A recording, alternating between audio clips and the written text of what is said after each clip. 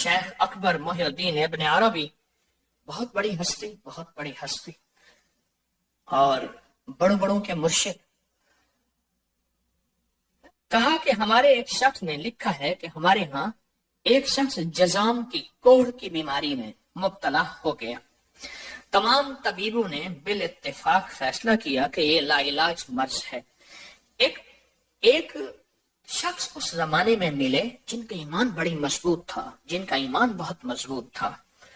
ان کا نام تھا سعد السعود۔ وہ اس جزامی کو یعنی کوڑھ کے مریض کو دیکھ کر کہنے لگے تو اپنے اس مرض کو کیوں لا علاج کرتے ہو؟ یہ لا علاج تو نہیں ہے۔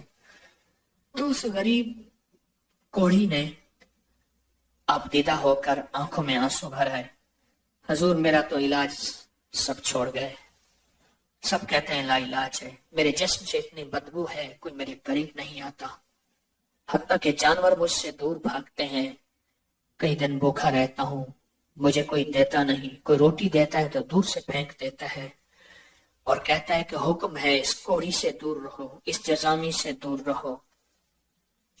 کہا کہ میرے گھر والے مجھے چھوڑ گئے، میرے بیوی بچے مجھے چھوڑ گئے، میرے دوست پیارے مجھے چھوڑ گئے، میرے عزیز مجھے چھوڑ گئے، میں بہت بڑا سوداگر تھا زیتون کا، میرا سب کچھ ختم ہو گیا، میرے پاس لاکھوں دینار ہوتے تھے، آج ایک کوڑی پیسے کا محتاج ہوں، میرے پاس کچھ نہیں بچا۔ آپ کہتے ہیں کہ میں صحت مند ہو سکتا ہوں، تو کیسے ہو سکتا ہوں؟ آپ ہی بتا دیں۔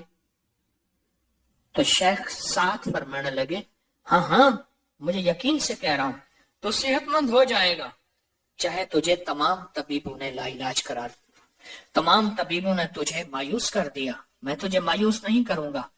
اور سب کو گواہ بنا کے کہنے لگے جتنے بیٹھے ہیں درویش شیخ ابن عربی کی خانقاہ میں، جتنے درویش بیٹھے ہیں میں ان سب کو گواہ بنا کے کہتا ہوں اس بندے سے خوبصورت شخص آپ آج کے بعد نہیں دیکھیں گے۔ آج جتنا بدصورت ہے، گلا ہوا جسم ہے، ابلا ہوا جسم ہے، اس میں پھوڑے پیپ گندگی ہے، اس میں بدبو، اس میں غلاظت ہے، اس سے بڑا خوبصورت شخص اور خوشبودار شخص نہیں دیکھیں گے۔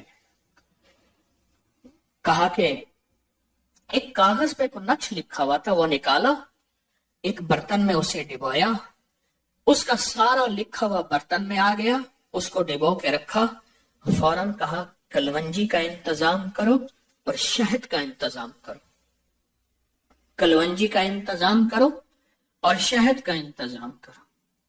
تو انہوں نے کلونجی کا انتظام ہو گیا اور شہد کا انتظام ہو گیا، اور پھر فرمایا کہ میرا ایمان ہے سارے عالم سے بڑھ کے جو طبیب حاذق ہیں وہ میرے رسول ہیں صلی اللہ علیہ وسلم۔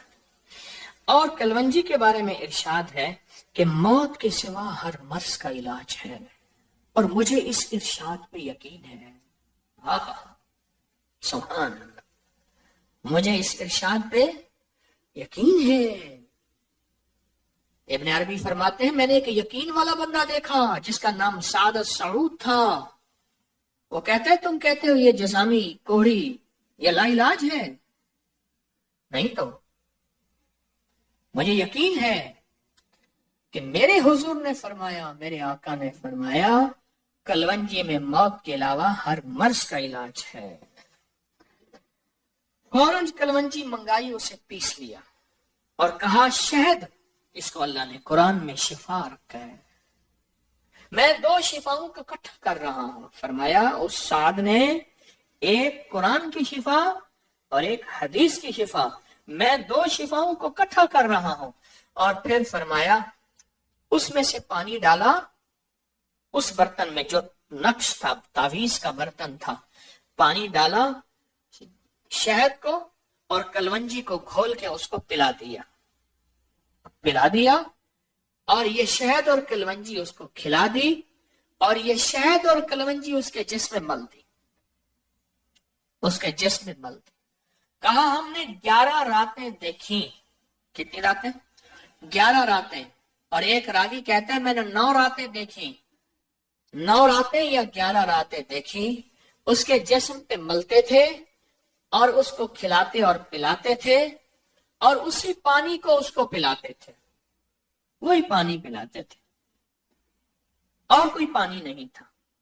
اور کہا 12ویں دن اس نے غسل صحت کیا، اس کی ساری چمڑی اتر گئی، اندر سے سفید اشرفیوں کی طرح اس کی خوبصورت کھال نکلی، اس میں خوشبو تھی، اس کا جسم خوبصورت تھا، حتیٰ کہ لوگ اس سے ہاتھ ملانا پسند کرتے تھے، اس کے جسم سے خوشبو آتی تھی اور لوگ اس کے ساتھ بیٹھنا پسند کرتے تھے، اس کے جسم میں ایک تازگی تھی، اور اس کے دیکھنے سے مریض خود ٹھیک ہو جاتے تھے، صرف دیکھنے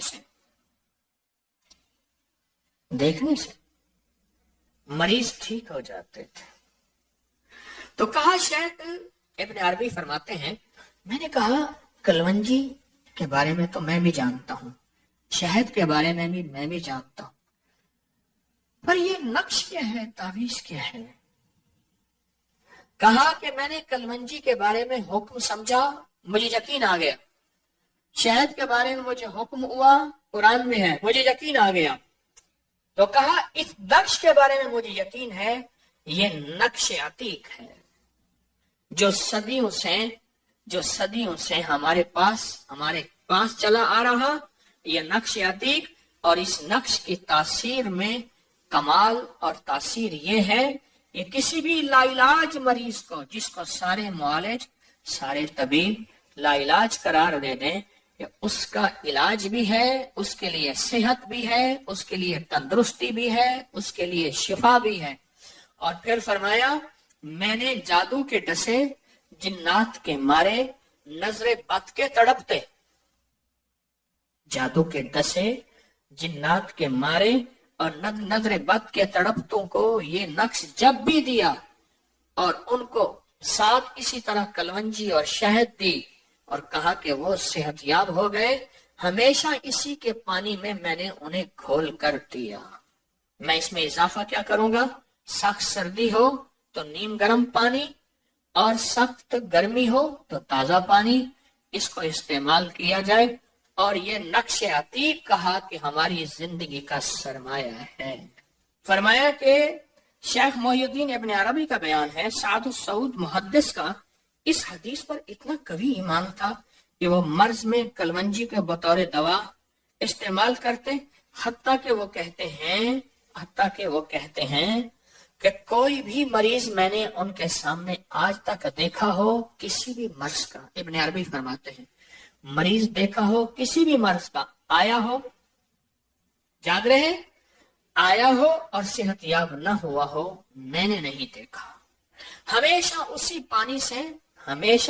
پانی سے وہ مریض کو دیتے تھے، اور وہ نقش عتیق تھا، نقش ابی بکر تھا، اور کلونجی اور شہد سے میں نے آج تک کسی کو دیکھا ہو کہ وہ صحت یاب نہ ہوا ہو، نہیں۔ اور آپ نے فرمایا کہ اللہ کی طرف سے ایک منادی ندا کرتا ہے، اے رجب میں روزہ رکھنے والو، اللہ کی پناہ میں جنت میں داخل ہو جاؤ۔ اور فرمایا کہ قیامت ہوگی تو پکار مچے گی، رجب کے ماننے والے کہاں ہیں؟ اس وقت حجاب کے اندر سے ایک نور نکلے گا، جس کے پیچھے سے جبرائیل، میکائیل، اسرافیل ہوں گے، یہاں تک کہ رجب کے ماننے والے اس نور سے گزر کر پہنچ جائیں گے جو ان کے لیے تیار کیا ہوگا، اور اللہ کو سجدہ کریں گے۔ اللہ پاک فرمائیں گے تم اپنا سر سجدے سے اٹھاؤ، یہ سب دنیا میں ادا ہو چکے ہیں، اب منازل عزت کی طرف چلو، اب منازل عزت کی طرف چلو، اب منازل عزت کی طرف چلو۔ اللہ اکبر۔ اور فرمایا مغفرت ہوتی ہے اور اللہ انبیاء کی توبہ قبول کرتا ہے۔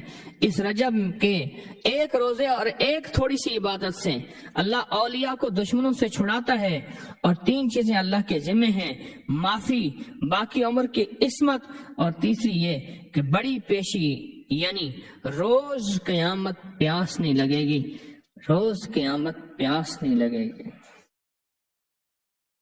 یہ چھوٹی چھوٹی راتیں، یہ چھوٹے چھوٹے دن، یہ چھوٹے چھوٹے لمحے آتے ہیں، اور آتے اس لیے ہیں کہ ہمیں کچھ دے جائیں، اگر اس کا غصہ ہے بھی ٹھنڈا ہو جائے، اگر اس کی ناراضگی ہے بھی ٹھنڈی ہو جائے۔ اللہ اکبر۔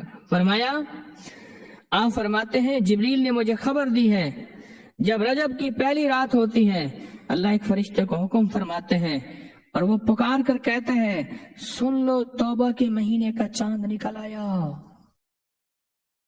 اس مہینے کا؟ اللہ اکبر۔ جبریل آواز دیتے ہیں سن لو توبہ کے مہینے کا چاند نکل آیا، آ جاؤ اپنے لیے توبہ، امت کے لیے توبہ، اپنی نسلوں کے لیے توبہ، اپنی پچھلی نسلوں کے لیے توبہ، اپنے لیے، اپنے لمحوں، اپنی راتوں کے لیے توبہ، اپنے دن کے لیے ندامت اور توبہ۔ سن لو لوگو، جبریل کیا کہتے ہیں اور پکارتے ہیں کہ توبہ کے مہینے کا چاند نکل آیا۔ بس اس کے لیے بشارت ہے جو اس رجب کے مہینے میں استغفار کرتا ہے، اس کے لیے بشارت ہے جو رجب کے مہینے میں استغفار کرتا ہے۔ غصے کو ٹھنڈا کرنے والی یہ سعادتیں ہیں، اللہ کو ناراض کرنے سے دور کرنے والی یہ نعمتیں ہیں۔